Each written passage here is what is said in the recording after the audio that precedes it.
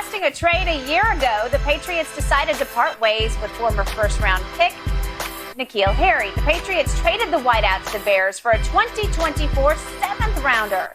Harry never eclipsed more than 309 yards during his stint with Bill Belichick.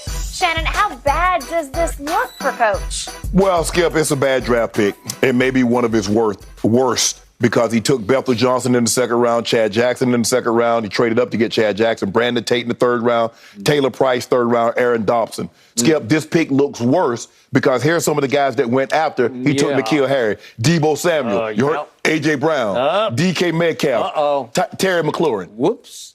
So, Skip, but see, when you get Brady, you get Gronk, Richard Seymour's going to the Hall of Fame. He did draft Asante Samuel, who had a great career. Jamie Collins in the second round, Julian Edelman in the seventh round. You draft Brady and Gronk, Skip, everybody forget about all them bust drafts you got. You drafted two GOATs. Bill Belichick exposed again as a team builder, as a quote-unquote draft master, which he is not. So he just gave away a late first-round pick for a Shannon Sharpe Memorial seventh-round pick in return from Chicago. 2 years from now, though, Skip, he didn't even get next year's seventh-round pick. He got 2024. Now he just gave him away to Chicago because he was busting in New England. And it's not like New England has a bunch of Jerry Rices running around on their practice field as we speak, right? Yes. So you can't even say, well, he just got beaten out by better, but what? Yeah. Where? How? But see, Skip, when you get a Gronk and you get Brady, you get a guy like Seymour, you have Edelman. People forget about all the other ones. Time's up, guys. We gotta go. That's it for Undisputed. Bleacher Report is listing the most dominant players at each position in the NFL, and Tom Brady took the quarterback spot. No big surprise there. Aaron Donald named the most dominant interior defensive lineman. I've been waiting for this topic all morning. Shannon, who do you think overall, not by position, is the most dominant player in the NFL? Aaron Donald, and it's not even close. He's the most dominant defensive player of his generation. He's an all-time great at the peak of his power. 8 seasons in the league, 8 Pro Bowls, 7 straight first-team All-Pros. How do you get more dominant than that? He's more dominant at his position than any other player is at their position. Let's just say, for the sake of argument, what they said is correct. Tom Brady is the most dominant quarterback. Is it that much of a gap between Tom Brady, Aaron Rodgers, Tom Brady, Patrick Mahomes, and Tom Brady and some of these other quarterbacks? Absolutely not. I'll buy that. I agree. Go to Aaron Donald. Can't nobody see him.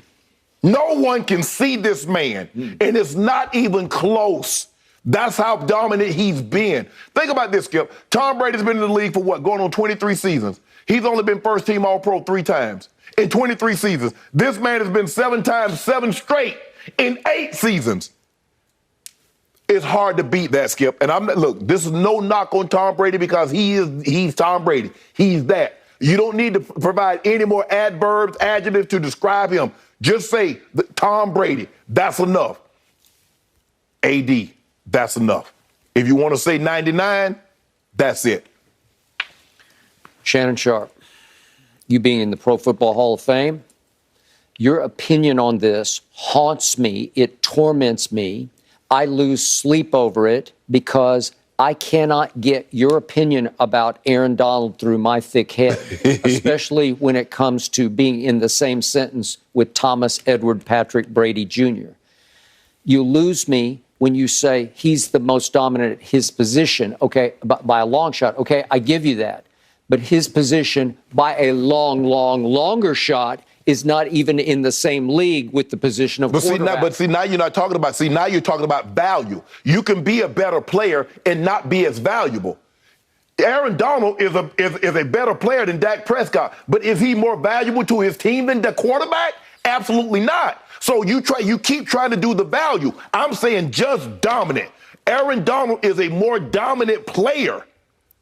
Because if you take Tom, like I said, if you take Tom and say, well, Aaron Rodgers is the second best quarterback, is that much of a gap between Aaron Rodgers' play and Tom Brady's play? No. But when you look at Aaron Donald and look at his play, he has more sacks since he got into the league than anyone. More than Von Miller, more than Khalil Mack, more than T.J. Watt, and their edge rushers.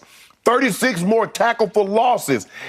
Nobody sees the double teams that he sees, and he does this. Okay, so given your logic, if right here, right now, hypothetically, Tampa Bay was offered the opportunity to have Aaron Donald or Tom Brady, what do you think they would choose? Skip, he's a quarterback. The quarterback position is more valuable. They're two separate arguments, and you know that. No, I don't know that, because if you offered right now the Carolina Panthers Aaron Donald or Sam Darnold, now, Skip, come on. Say, okay, no, you just say, give us Aaron Donald. We'll do without. We'll do P.J. Walker. No, that's not a comparable situation, Skip, because you know Sam Darnold. You just said Sam Darnold's a bust. So you want to take a bust quarterback and then argue. Well, he is a quarterback. He plays a more valuable position. Skip, all things are not, two things can be true. The quarterback position can be more valuable and a player can be better.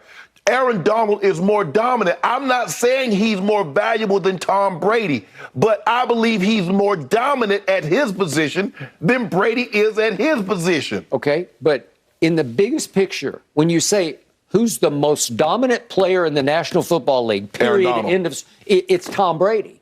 Even at almost 45, on August 3rd, he's going to turn 45 years of age.